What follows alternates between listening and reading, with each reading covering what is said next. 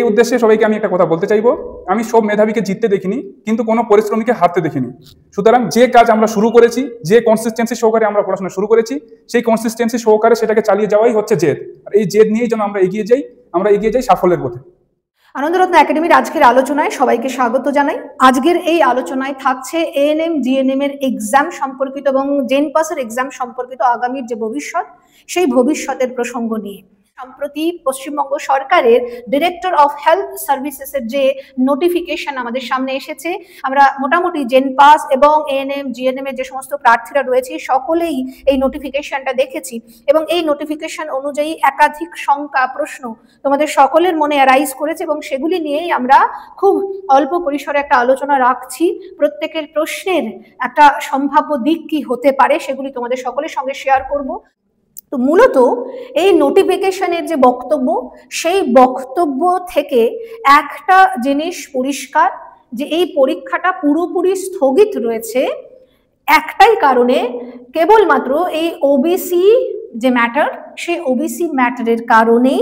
এবং এটা সকলেই আমরা মোটামুটি জানি যে অলরেডি বারংবার কিন্তু একটা কথা উঠে এসেছিল যে এই ইস্যুটা আমাদের এক্সাম কন্ডাক্ট করা বা এএনএম জিএনএম এর যে সেশন চালু করা, সেই চালু করার ক্ষেত্রে কোনো প্রতিবন্ধকতাই নয়, কিন্তু তারপরেও সম্ভব হচ্ছে না শুরু করা কোর্স।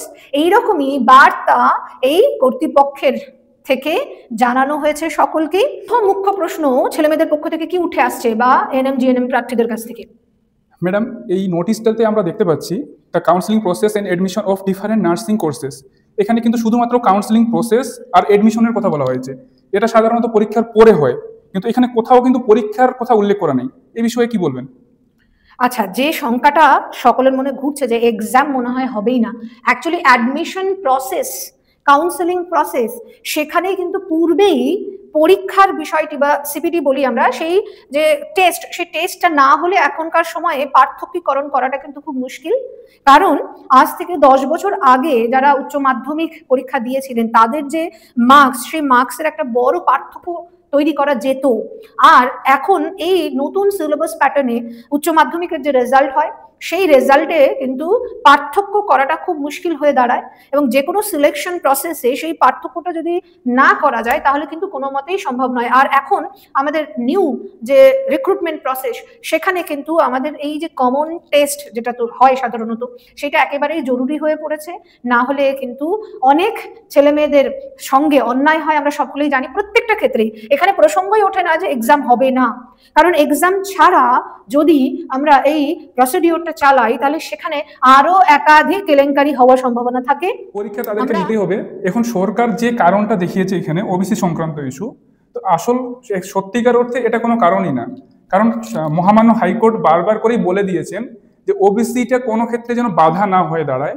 মহামান্য হাইকোর্ট বলেই দিয়েছেন যার যে রিক্রুটমেন্ট প্রসেস, সেই রিক্রুটমেন্ট প্রসেসের জন্য 60% যে আগের ওবিসি কোটা ছিল, সেই ওবিসি কোটা দিয়েই যেন প্রসেসটাকে সম্পন্ন করা। আমরা সেখানে দ্বিতীয়টা পেলাম অলরেডি, যে উচ্চ মাধ্যমিকের যে বর্তমান যে 5 বছর, শেষ 5 বছরের যারা পরীক্ষার্থী, তাদের মধ্যে নাম্বারের যে ডিফারেন্সিয়েট, সেটা করাটা খুব মুশকিল হয়ে যায়। মেরিট লিস্ট তৈরি করতে গেলে পরে অসুবিধার সম্মুখীন হতে হয়।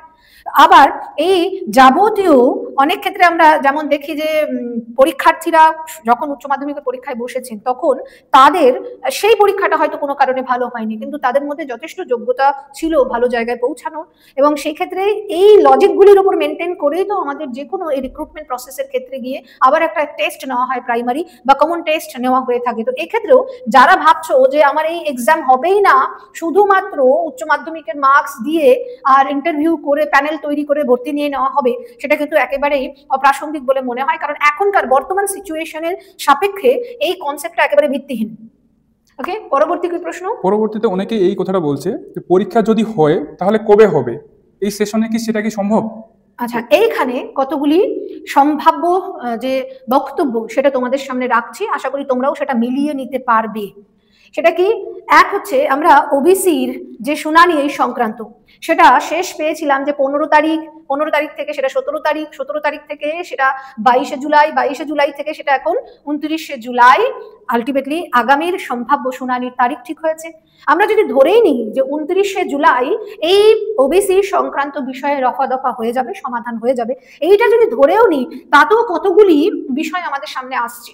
29 তারিখে সমাধান যদি হয়ও বা, তাহলে তারপরে নোটিফিকেশন ধরো বেরোলো, নোটিফিকেশন বেরোলে পরে ফর্ম ফিল আপ করার জন্য একটা মিনিমাম 15 থেকে 20 দিনের সময় আমাদেরকে দিতে হয়, এবং সেই 15-20 দিনের পরেও তারপরে অফিসিয়াল এই পুরো প্রসিডিওরটা কমপ্লিট করার জন্য আরো 10-15 দিন ধরে নিতে হয়। ধরে নিলাম সব মিলিয়ে এরকম 1 মাস সময় লাগবে এই সম্পূর্ণ ফর্ম ফিল আপ এবং অফিসিয়াল অ্যাক্টিভিটিগুলো করার জন্য, পরীক্ষাটা সম্পাদন করার জন্য, কন্ডাক্ট করার জন্য। কিন্তু তারপরেও তো একাধিক প্রশ্ন উঠে আসছে যে 1 মাস 1.5 মাসে আমরা তড়িঘড়ি করে যে বিষয়গুলি বলছি, সেই 1 মাসের পরে হঠাৎ করে 15 দিন 20 দিন পর পরই যে ডেটটা আমরা পেয়ে যাব, সেখানেও কিন্তু শঙ্কা রয়েছে। কারণ অলরেডি রাজ্য সরকারের একটি গুরুত্বপূর্ণ পরীক্ষা পিএসসির মিসলেনিয়াস এক্সামের, সেটা কিন্তু 31 অগাস্ট সেই ডেটে রয়েছে।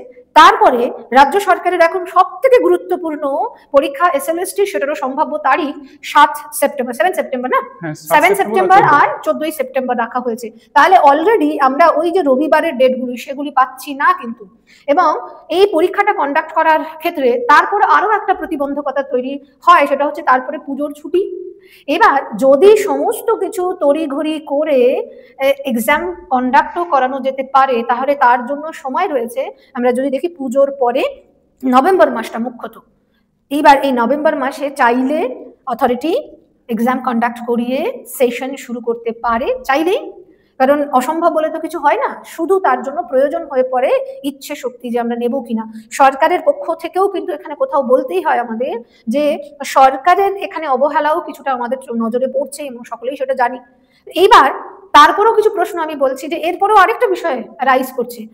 আগামীতে রাজ্যে আমাদের বিধানসভার ভোট, এবং সেই বিধানসভার ভোটে আমরা ভোটের যে প্রাথমিক কার্যাবলী, এখন ভোটার কার্ডের নাম লেখনীকরণ, এগুলো সমস্ত কিছু অলরেডি শুরু হয়ে গেছে। আর আমাদের প্রতি আমরা পিছনের যে 5 বছর পর পর বিধানসভার ভোটটা হয়, সেটা প্রায়শই দেখি হচ্ছে এপ্রিল মে মাসে সংগঠিত হয়।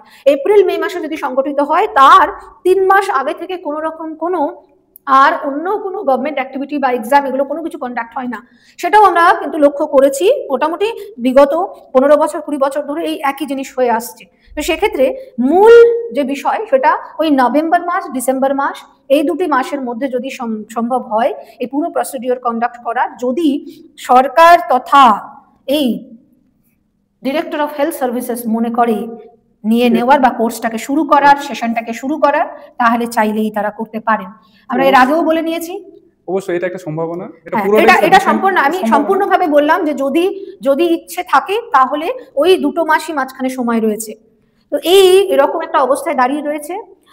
আমরা যদি বলি যে মেঘাচ্ছন্ন আকাশ এবং একাধিক প্রশ্ন এখানে, এবং এরই সাপেক্ষে অ্যাকচুয়ালি আমাদের পক্ষ থেকে যে আমরা তোমাদের জন্য সুবার্তা নিয়ে আসবো যে না, সম্ভবই হচ্ছে না যে না আমার ওই সময়টা এক্সাম হবেই।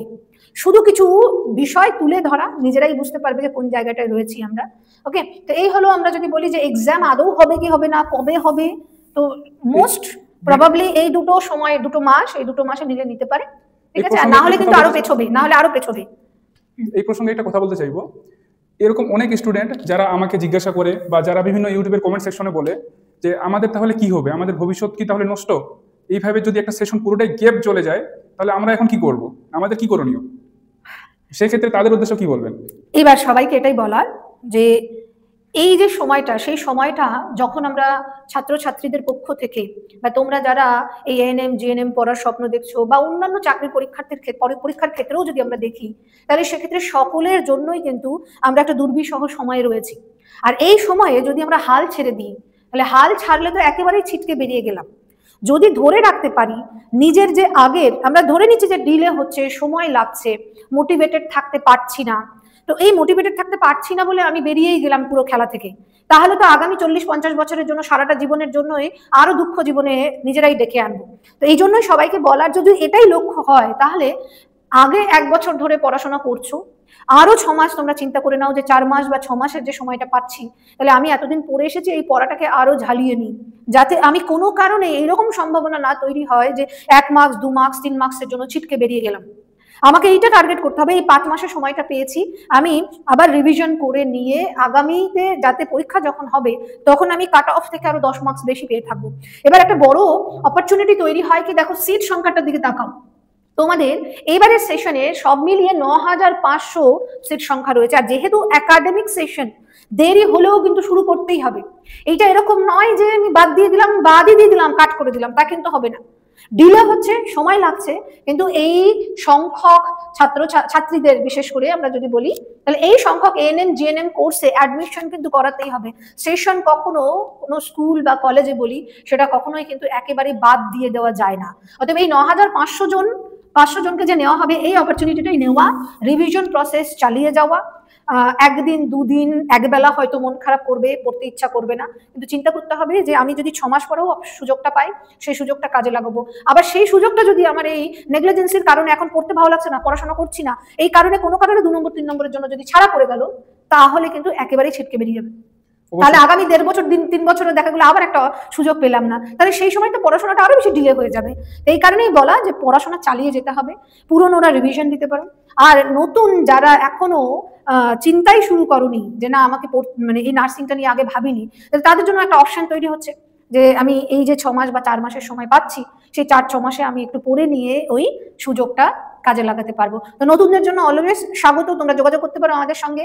যদি মনে হয় যে নতুন করে এখন 4 মাস 5 মাসের একটা এই এএনএম জিএনএম এর পড়াশোনাটা করবো, আমরা করে নিয়ে আমাকে চাকরিটা লাগাতে হবে, তাহলে সেক্ষেত্রে বা আমার এই কোর্সে ভর্তি হতে হবে, এই কারণে যদি মনে হয় তোমাদের, তাহলে তোমরা যোগাযোগ করতে পারো সরাসরি। দ্বিতীয় যেটা প্রশ্ন থাকছে যে পরীক্ষা কবে হবে, তো পরীক্ষা কবে হবে সত্যি কথা বলতে আমরা প্রবাবল একটা বললাম যে যদি সরকারের সদিচ্ছা থাকে, যদি এই ডিরেক্টর অফ হেলথ সার্ভিসেসের সদিচ্ছা থাকে, তাহলে সব থেকে মোক্ষম সময় ওই সময়টা। আর ওটা যদি দেরি করে ফেলে তাহলে কিন্তু অনেকটাই দেরি হবে, এরকম একটা সম্ভাবনা আমার অন্তত মনে হচ্ছে।